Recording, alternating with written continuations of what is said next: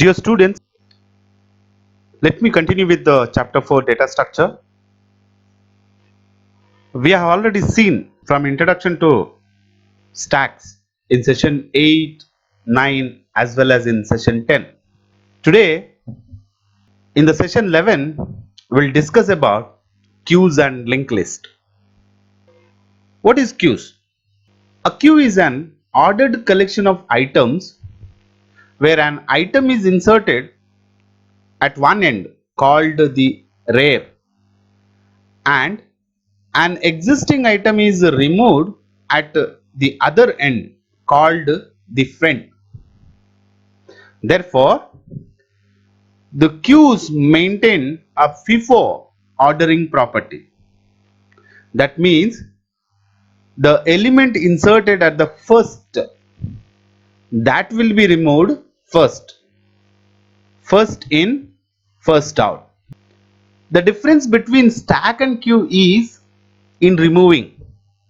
Means in stack the addition and deletion of elements done at same end, whereas in queues the insertion will be done at one end, that is at the rear end, and the removal done at other end, that is at the front. Just a picture for you people. This is a queue, stood for booking the ticket. Now who comes at the first, he will get the first ticket. So similarly it moves. The new person will be added at the end. So this is rear and this is a front. In simpler way, now here NQ operation will be done, that is entering to the queue from the rear or back, what we say, and from here deleting DQ, deleting operation from the queue, the element will be goes out. Types of queues. Queue can be of four types. They are simple queue, circular queue, priority queue, and DQ, that is a double-ended queue. Let me explain one by one. Simple queue. In simple queue, insertion occurs at rear end of the list and deletion occurs at the front end of the list. This is given queue. This queue can accommodate 9 elements. Here from 0 to 9 locations are there. But in our example only 5 elements are occupied in this queue, that is A, B, C, D, E. A was inserted first and then B, C, D, E. Therefore, the front pointer points at A and rear pointer points at E. So, the front value becomes 1 and the rear value becomes 5. Now, if you remove A from here, the pointer will be increased and goes to the next location. If you add here any element, the rear pointer will increased by 1 and points to this location. This is the way simple queue will work. Moving forward, the second type, circular queue. A circular queue is a queue in which all nodes are treated as a circular such that the last node follows the first node. This is a queue. Now this, from here it direct goes to the starting location. This is what just now as a definition I said, the last node follows the first node. Now in this case 9 elements we can accommodate, and in the given queue 6 elements are accommodated. Now the first element is there in the location 4 and B, C, D, E, and the last element F is located at the 0th location. So therefore, the front pointer points at A element, that is in the location 4, and the rear pointer points at F element, that is the location value is 0. Now here this is a never end queue. It's going on circular, it will repeats. Now as elements will be removed, the front will be increased by 1. As new element comes, the rear will be increased by 1. Moving to the next type of queue, priority queue. A priority queue is a queue that contains items that have some present priority, and element can be inserted or removed from any position depending on some priority. Example, now this picture gives us an idea. Now this is the first will be maintained for the priority purpose. So here there are elements are there 30, 40, 11, 22, 33, 99. These are the elements are there. Now here first priority will be given for the 0, and 30, 40 will have first priority. After completing this, the next priority will be given 11, 22 and 33. After completing this queue, the next priority will be given for the 99. So that means 30, 40 will have highest priority, and then 99 will have least priority in this queue. The next type of queue is DQ, means double-ended queue. DQ is a queue in which insertion and deletion takes place at both the ends. I'll make you clear. I consider as a queue can be accommodated here 7 values, and only 5 values are accommodated, A, B, C, D, E. Now here in the left side of the queue I can insert as well as I can delete. Similarly, in the right side also I can insert as well as I can delete. So this type of queue is called DQ. Both the operation can be performed both the ends. The next one is there, representation of queues in a memory. How exactly stacks are represented. Similarly, queues also representing in two ways. One is static representation by using arrays. One more is dynamic representation by using linked list. Now I'll discuss static representation. The dynamic representation I'll discuss. While discussing linked list, I'll explain you. So let me tell you the array representation of queue. Queue can be represented using one-dimensional array. A block of memory is allocated which is required to accommodate the items, the full capacity of queue. Two pointers variable called front and rear are maintained. Now just now I'd given you idea. See, this is a queue, can be accommodated here 9 elements, 0 to 8 is there, so we can accommodate 9 elements. Already in this 5 elements are there, that is B, C, D, E, F, and the first element is located at location 2. So we are maintaining 2 pointers. The front pointer will be pointed at this place, and then the last element F is there, and this place the rear pointer will points. Therefore the front value is 2, rear value is 6, and this is the way the single dimension array will be used to represent the queue elements. Now we will see what and all different operations can operate on queue.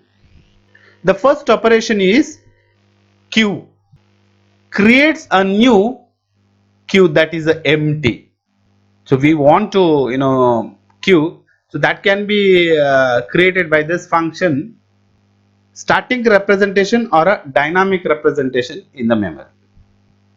The next operation is enqueue of item. This means adds a new item to the rear of the queue. It needs the item and returns nothing. So it is to insert you need item. The next operation is dequeue. Now this is removes the front item from the queue and it needs to no parameters but returns the item. To perform it doesn't require any parameters, but whatever deleted item it will return to the where it is called. Next operation is empty. Now this will check whether queue is empty or not. If it is empty, it returns true. If it is not empty, it returns false. The next operation is the size. Now this operation returns the number of items in the queue. How many elements accommodated in the queue, that number will be returned where it is called. Now we will see the algorithm for insertion a new element to the queue. Let Q be a linear array consisting of n elements. Front is the pointer that contains the location of the element to be deleted, and the rear contains the location of inserted element. Item is to be inserted. So these things you should have. So you should have queue, you should have a front and rear pointer, and you should have a new item to be inserted. Now what step 1 will do? Now first what we are doing, we are checking the overflow, whether there is a space is there or not in the queue. So how we are checking? If rear equal to n minus 1, the maximum size of the linear array, that is queue. So if it is rear equal to n minus 1 means then there is no space to insert a new element. So what we have to display? Print overflow. Exit. End it. If not overflow, there is a space to be insert. Then step 2. What you have to check first, front equal to null or not. Why? Because queue is empty, then front will not be points to anything. So first we have to check front equal to null.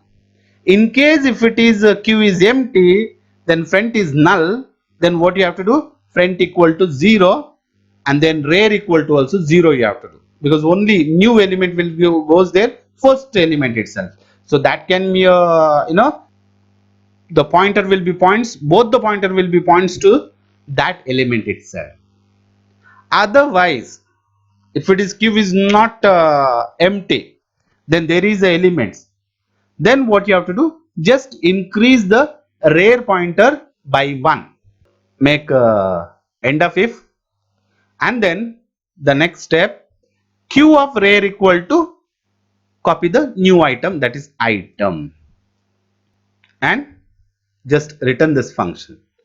It does not return any value, but your where it is called, the function is there, it will be goes back the cursor.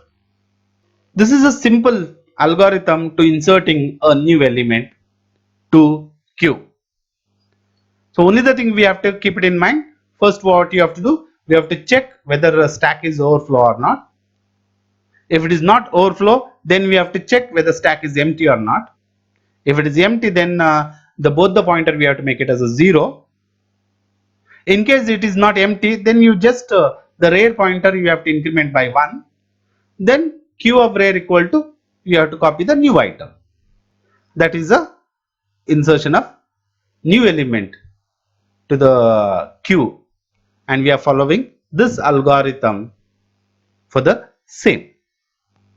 Moving next, the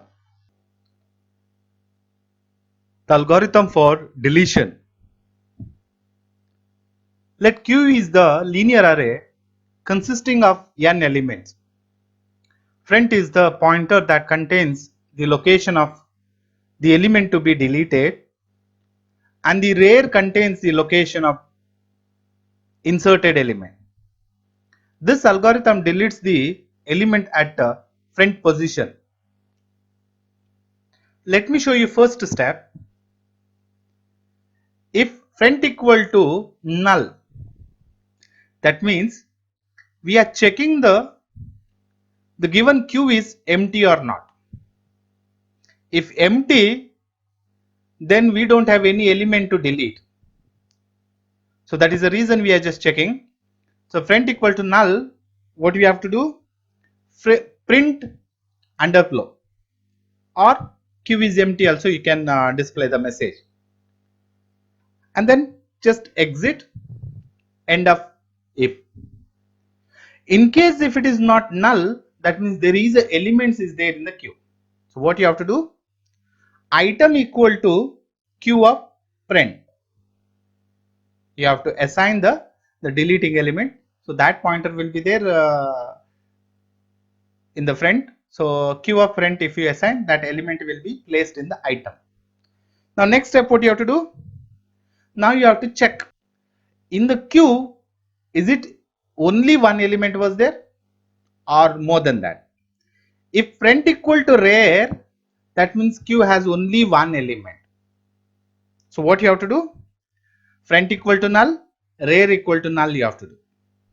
That means after removing no other elements will be there, no? So both the pointer you have to make it as a null. In case more than that element is there, then you have to move to the else case. Now in the else, front equal to front plus 1 you have to do, increment 1. So that deleted elements will go. End of if you do, and then return that deleted element where this function is called. This is the way we are deleting the element from the queue. Now we will see where and all queues will be used. Simulation purpose, various features of operating system, multi-programming platform system, different types of scheduling algorithms, round robin technique or algorithm, printer server routines. Operating system often maintain a queue of processes that have ready to execute or that are waiting for a particular event to occur. So mainly these all mentioned used with the operating system itself. For the calculation in the statistical calculation, there are occurs a simulation, there it is used. Multi-programming platform systems, there are it will be there in the queue, which program has to be executed first, which is next, all those things will be there in the queue. According to that, jobs will be executed. And in the printer service routines also, one by one the printing services will be there. So these are the places queues will be used. Moving towards the next concept, that is linked list. What is linked list? A linked list is a linear collection of data elements called nodes, and the linear order is given by means of pointers. Here the list made up with the many nodes. The node will be connected to the another node by creating the link using pointers. Each node contains two parts of fields. The first one is a data and the second one is the reference to the next node, that is the link. Now how exactly it appears? See, this is the first part and this is second part. So this is all together we are calling as a node. This is all together we are calling node. Now in this place the data will be present and this will be points to the next node. The reference of the next node will be saved here, so that while moving to the next node with this reference we are moving. Why we need linked list? As you know, when I explained arrays, the arrays mainly used for static memory representation. Means we have to specify the size before itself. But in linked list, we can assign size whenever we require. This is a dynamic memory representation. When we require, that time only we can create the node. When new node comes, we are just adding to the existing list. Example, now we are maintaining the start from where the linked list starts. So start pointer we are keeping, and the first node will be there. The value is having here 10, and that is to link to the second node, that is 20. Now this pointer is shows that this is linked to the here. Now this node address will be stored here, and this second node is pointed to the another node, and that node's address will be stored in this location. And this is pointer node is points to the another node, that address will be stored here. And this is marks here in the link place X mark, that means null. Now no more nodes are linked to this. So this linked list is having 4 nodes, and here is a starting is a pointer, from there we can move. Now first node, from there we can go to the second node, from there we can go to the third node, from there we can go to the fourth node. There are 3 types of linked list. The first one is there, singly linked list or SLL. The second one is there, doubly linked list, DLL. The third one is there, circular linked list, CLL we say. Let me explain you the first one, singly linked list. A singly linked list contains 2 fields in each node, the data field and the link field. The data field contains the data of that node, while the link field contains address of the next node. That is, this is the way. This is the start pointer will be kept it to from where the list will be start. This is the first node, and here as I said with you, this is a data field and this is link field, and it stores address of the next node. The next node is having 20 value, and the address of it is stored here. The next node's data is here, and this is storing address of the next node, and that is a node having 30 value. And similarly that also node points to the another node of 40 is having value, and this node is having null. That means no more nodes are connected to this list. So this list contains 4 nodes. You can have any number of nodes in the list. There is no restriction, but in my example I showed you only 4 nodes. The last nodes link will be there null. That means terminates there that linked list. The next one is there, circular linked list. We'll see circular linked list how it is represents. In linked list, if link field of last node contains the address of the first node, such linked list called as circular linked list. In circular linked list, it is possible to reach any node from any other node. There is no end. Let me show you with the example. Now this is what we are taking as a pointer for the start node. Starting node we should know, right? For that purpose we are taking as a pointer. The first node I am taking as a 10, and that points to the second node, value is 20. That node is pointing to the third node, value is 30. That node is pointing to first node. See here, that node is pointing to the first node. Now this is a circular. There is no end. There is not even single node will have a null address. It is after last node will be points to the first node. So it's in a circular fashion will be there. So that is the reason it is possible to reach any node from any other node. Let me tell you something about doubly linked list. Now what is doubly linked list? It is a linked list in which each node is points both to next node, also to the previous node. In doubly linked list, each node contains three parts: forward link, backward link, info or data. So that is, this is the way.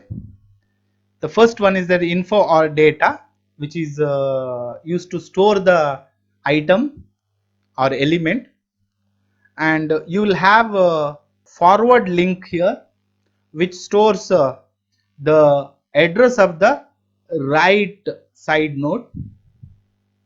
You have backward link, that is this, which stores left node address. Let me give you an example. This is just for the reference for us, which is the starting node that points to the first node. Now your first node is there. Now first node left side, that is backward, it is null because no left side other nodes are there.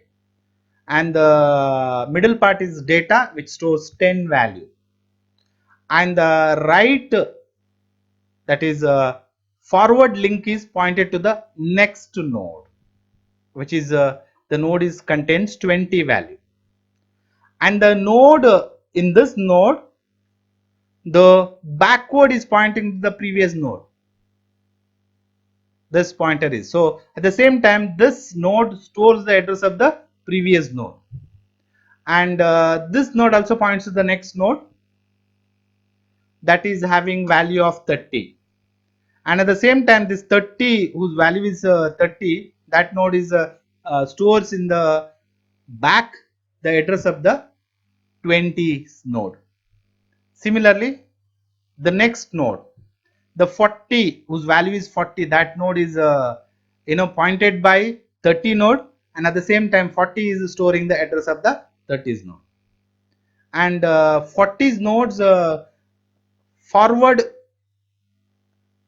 link is null because no more nodes are there in its right side. Now here this is the one benefit is there. Here we can travel in both the ways. You can travel forward also, you can travel backward also.